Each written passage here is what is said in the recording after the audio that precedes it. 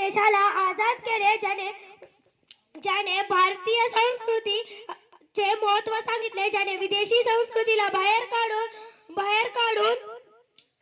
त्याच महान व्यक्तीला राष्ट्रपिता महात्मा गांधी असे म्हणतात. त्याच महान पुरुषाला राष्ट्रपिता महात्मा गांधी असे म्हणतात. राम रहीम वाद नको आधी दुमंगलेल्या मनाला सांगा. राम रहीम वाद नको आधी दुमंगलेल्या मनाला सांगा. मनामध्ये मंदिर आणि काळजात मस्जिद बांधा. मनामध्ये मंदिर आणि काळजात मस्जिद बांधा. कोण कुणाचा भक्त आणि कोण कुणाचा बांधा. प्रत्येकाचा आहे फक्त लाल लाल रक्त. प्रत्येकाचा आहे फक्त लाल लाल रक्त. प्रत्येकाच्या ओठावर पाजरावी माणुसकीची आणि आपुलकीची भाषा. प्रत्येकाच्या ओठावर पाजरावी माणुसकीची आणि आपुलकीची भाषा. मी महात्मा गांधी या विषयावरती विचार करणं मला गरजेचं वाटतं. महात्मा गांधी कोण होते, त्यांनी नेमकं काय केलं आणि त्यांच्या विचाराचं आज काय आहे. हिंदुस्थानाने अखंड जगाला समानता आणि समतेचा संदेश दिला. हिंदुस्थानाने अखंड जगाला समानता आणि समतेचा संदेश दिला. त्या समानतेचा थोर उपवास म्हणजे महात्मा गांधी. त्या समानतेचा थोर उपवास म्हणजे महात्मा गांधी.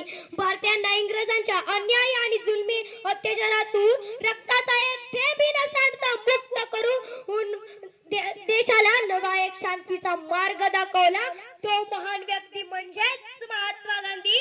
तो महान व्यक्ती म्हणजेच महात्मा गांधी. या अंधारलेल्या एकमेकांच्या जीवावर उठलेल्यावर सत्तेचा प्रकाशातून मानवतेचे परसबाग फुलवणारे महात्मा गांधी. मानवतेची परसबाग फुलवणारे महात्मा गांधी. महात्मा गांधी एक हुतात्मा होऊन गेला, आयुष्य आपले देऊन गेला. एक हुतात्मा होऊन गेला, आयुष्य आपले देऊन गेला. स्वातंत्र्याच्या वेशीवरती बलिदान आपले देऊन गेला. स्वातंत्र्याच्या वेशीवरती बलिदान आपले देऊन गेला. भारत माता म्हणते सुपुत्र माझा हरवून गेला. भारत माता म्हणते सुपुत्र माझा हरवून गेला. आजच्या या चांगल्या दिवशी तुम्हाला एक सांगते, जर छत्रपती नसते तर आज स्वराज्य नसते.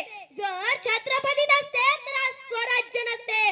डॉक्टर बाबासाहेब आंबेडकरांनी जर संविधान लिहिले नसते तर आज आपला भारत देश सुरळीतपणे चालला नसता. जर महात्मा गांधींनी स्वच्छता केली नसती तर आज आपला भारत स्वच्छ झाला नसता. तर आज आपला भारत स्वच्छ झाला नसता. त्याचप्रमाणे स्वप्न ही पाहायची नसतात तर ती सत्यात उतरायची असतात. स्वप्न ही पाहायची नसतात तर ती सत्यात उतरायची असतात. महात्मा गांधीजींच्या काळी माणसांमध्ये माणुसकी होती. म्हणून तर त्यावेळी देश स्वतंत्र झाला. म्हणून तर त्यावेळी देश स्वतंत्र झाला.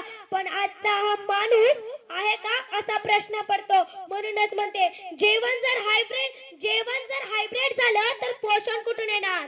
जेवण जर हायब्रिड झालं तर पोषण कुठून येणार. फुलं जर प्लॅस्टिकची झाली तर सुगंध कुठून येणार. फुलं जर प्लॅस्टिकची झाली तर सुगंध कुठून येणार. मित्र मैत्रिणी जर होस्टअपच्या झाल्या तर भेटायला कोण येणार. माणूस जर पैशाचा झाला तर माणुसकी कुठून येणार. आणि अस्वच्छता झाली तर आपला भारत स्वच्छ कुठून होणार. धन्यवाद.